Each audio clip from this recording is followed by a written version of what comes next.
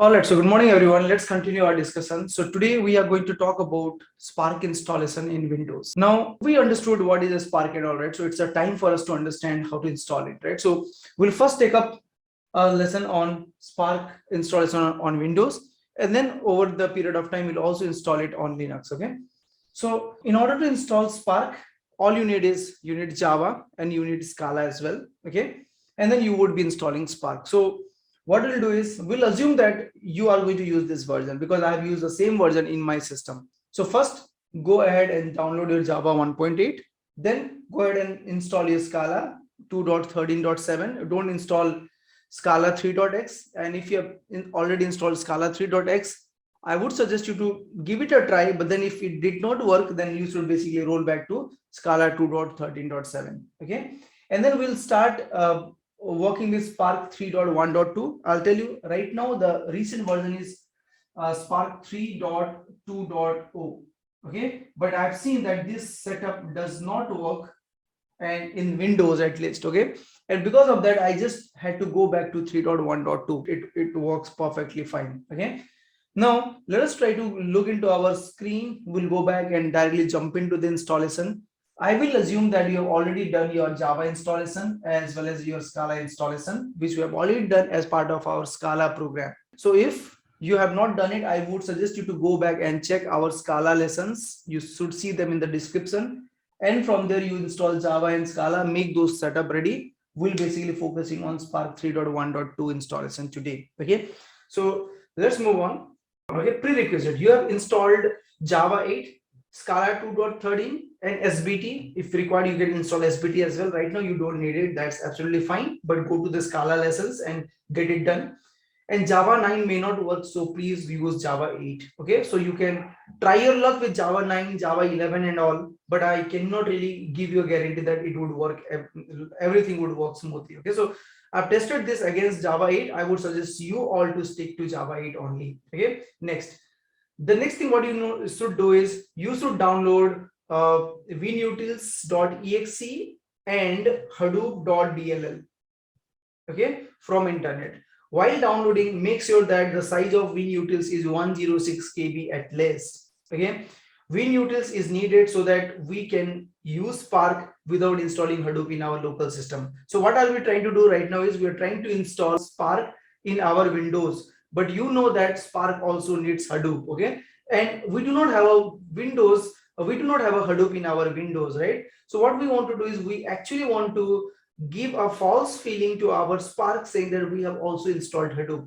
So to give that false feeling, right, to like make it a proxy, what we need to do is we have to install a tool called 𝗏𝑈tils as well as Hadoop.dll. Okay, so download these two from the internet, and while downloading, make sure the size is 106 KB. When you just try to download it, you may find some other 𝗏𝑈tils.exe, and there is no guarantee that it would work or not. But what I have used is the one with 106 KB. Okay, so 𝗏𝑈tils is needed so that we can use Spark without installing Hadoop in our local system. Though we are not using Hadoop with Spark, but somewhere it checks for Hadoop_home variable in the configuration. So when your Spark starts, it basically checks for Hadoop_home in the configurations, and hence we have to do some sort of proxy attendance so that our Spark understands that okay, you want to you already have a Hadoop in your system. Okay, now you should be also be getting this 𝗏𝑈tils.exe and Hadoop.dll from our website under the download section. Okay, so you can also get them from our website. Once we create this video, we upload this video in LMS, I'll share you that link also in the description. Go and grab that fundamental lessons of Spark fundamentals, sign up with your Google, and in the LMS you should be able to see the download button which can help you to get these things downloaded. Okay, now let me also show you quickly how exactly you would be able to see them. Okay, so I'll just say Online Learning Center. I just wanted to show you how does it look. So let me go to my courses. Let's assume you got access to this Spark fundamentals. Similar to this, you will get access to the Spark fundamentals. How can you get access to that? You just have to go to course, our courses, and go to free courses, and here you would see Spark fundamental as well. Okay, Spark fundamental 1. Right now it is not listed. We will work and put it over here in few days. So you should be able to see Spark fundamental just like Scala fundamental. Okay, now once you are done, you should grab it and then you get started, and then you would basically see them in your LMS. So just go to my courses, right, and then you can just say start. I agree. Now you would basically see the download section here. You would basically see the download section here. See here, there is a download button. So click on this download button and then you get your document downloaded, whatever is required, the installation documents. Okay, notes would be available here. And then if there are multiple software to be downloaded, then I'll basically give the link over here. Okay, so either in the lecture description or in the download button, you will find them all together. Okay, so that's what I wanted to show you here. So let's move on back to the document now. Now create a folder with a name Hadoop, and inside that folder create a folder called bin, and in any location say 𝗓𝗏 bin. So you should basically create a folder called Hadoop.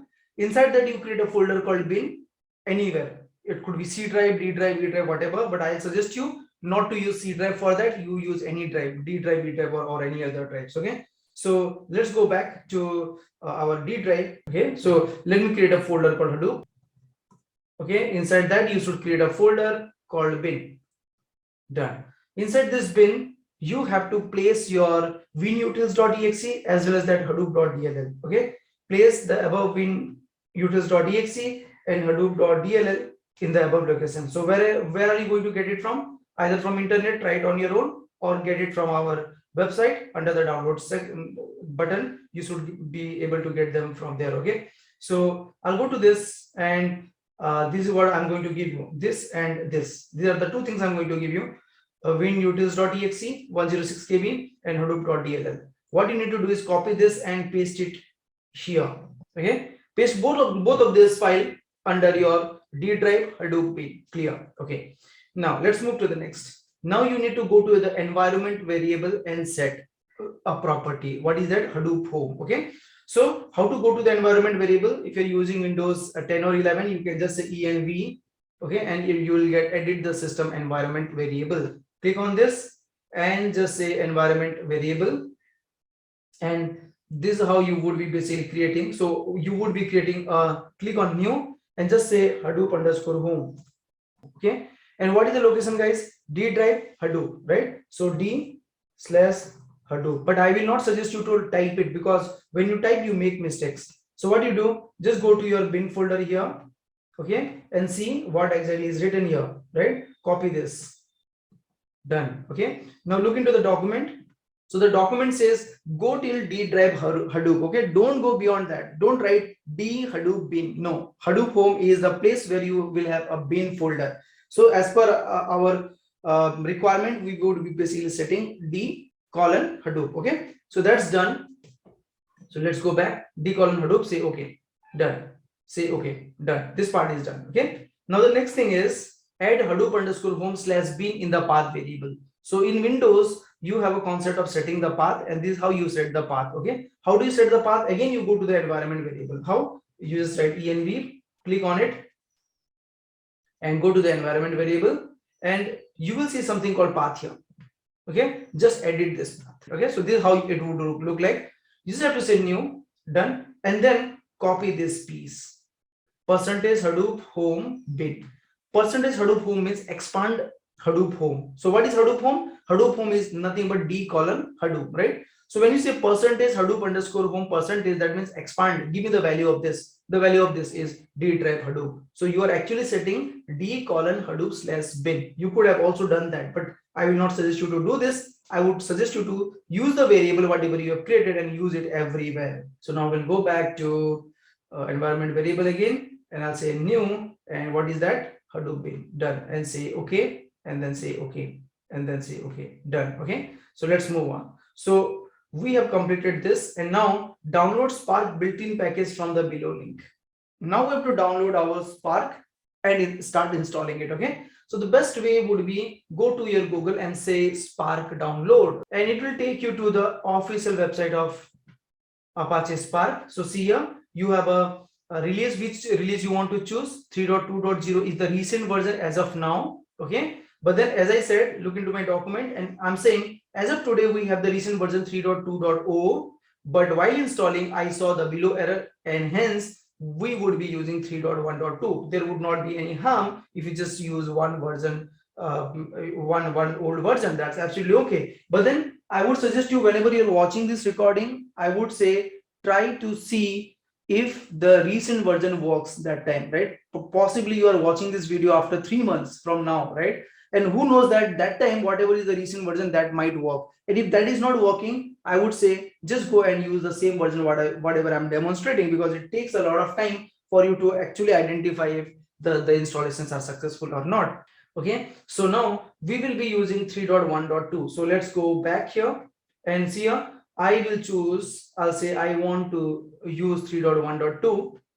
okay, and then second option, pre-built for Hadoop 3.2 and later. So don't change this out, nothing. And then you just download this. So as you change these versions, this, like this download link would be updated. Okay, so see here, if I change it to something else, I'll get the download link like this, Hadoop 2.7, right? Again, if I go here, I get Hadoop 3.2, right? And so on, right? So this is Apache Spark 3.1.2 for Hadoop 3. Okay, similarly this would be for Hadoop 2. okay, so likewise you can choose as per your requirement. So we will go with the latest whatever works. Okay, so I'll say click on this, and when you click on this, it will take you to a location, and you can just click on it, and then it gets downloaded in no time.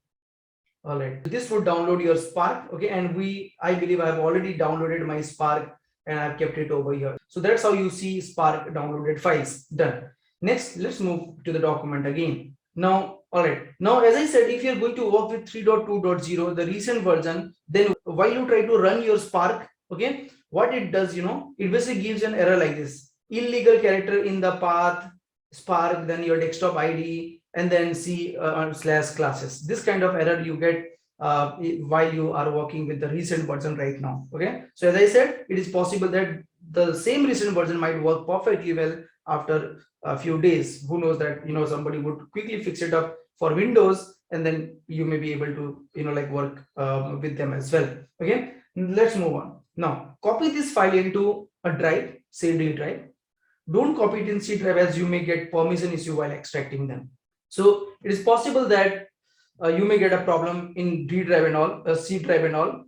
So I will always suggest you to use D drive, right? So let's go back. This is the one which we have downloaded recently, right? So I'll copy this and let me paste it to my D drive. Okay, paste it. So once you have pasted this, the next thing you should do is extract it. Okay, so see here. So done. Extract the zip file. Extract the zip file 2 times. You'll get the proper installation file. Copy the very internal folder where you have extracted, where all the extraction happened, into D drive directly, and rename it to Spark 3.1.2. So we'll do that. So the first thing I'll do, right click, 7-zip. Okay, and if you do not have this 7-zip installed, you should download the 7-zip software and install it, and you can just say extract here. This would internally give me another zip file. See, I extracted this, and what I got now is I got now a tar file. Okay, now again I'll right click on this and I'll again say 7-zip and extract here. Okay, now when I did that, what happened is it gave me a proper folder like this.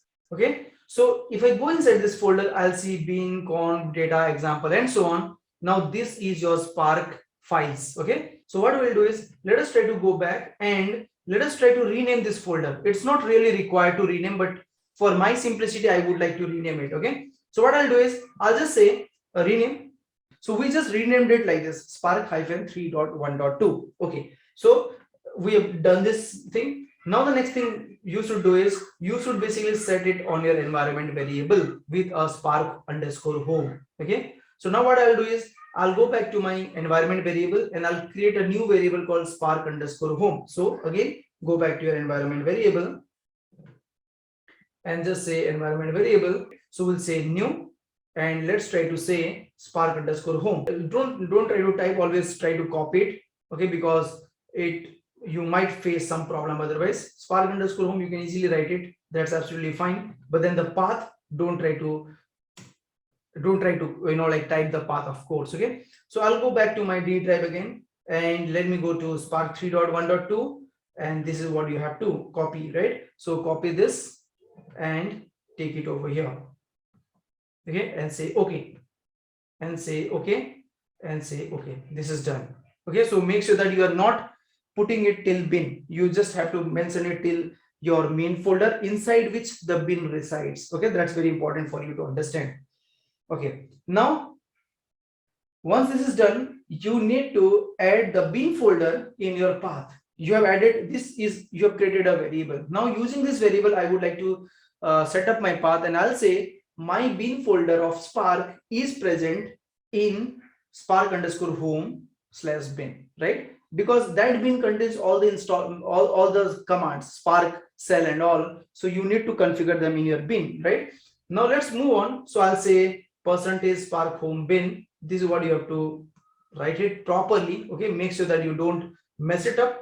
And I'll say env environment variable, and say path, and say edit, and here paste, right? So the same thing what you have done for Hadoop, you should also do for Spark, and say okay, and then say okay, and then say okay. This is done.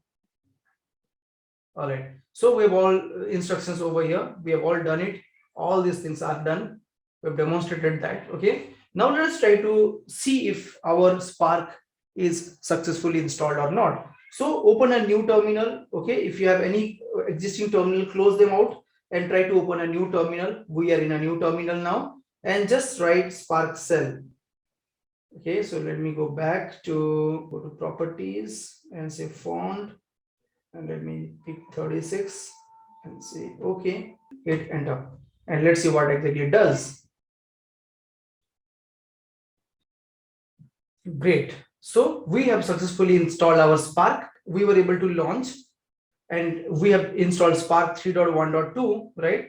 And if you see, it's saying I'm using Scala version 2.12.10. Okay, so that means it is compatible with 2.12.10. Okay, now whenever you write your Spark -cell, you basically get a Scala REPL. Okay, and here you can start writing your own Scala code, whatever you have practiced these days, right? So everything you can do, val x = 10 and whatnot, right? So but then this REPL is a special REPL because it has a capability to write a Spark code. Okay, so all the Spark libraries are already included, and you can start creating your RDDs and do whatnot, right? So you can do everything in this REPL as much as you want. Okay, so now if you happen to get some errors, I would suggest you to look into this document. Okay, I did not get this error, so you should also not get any error as such. But then if you get some error like this, like the roots scratch /temp hive on SDFS current problem, this and that, so there are solutions, and the solution would be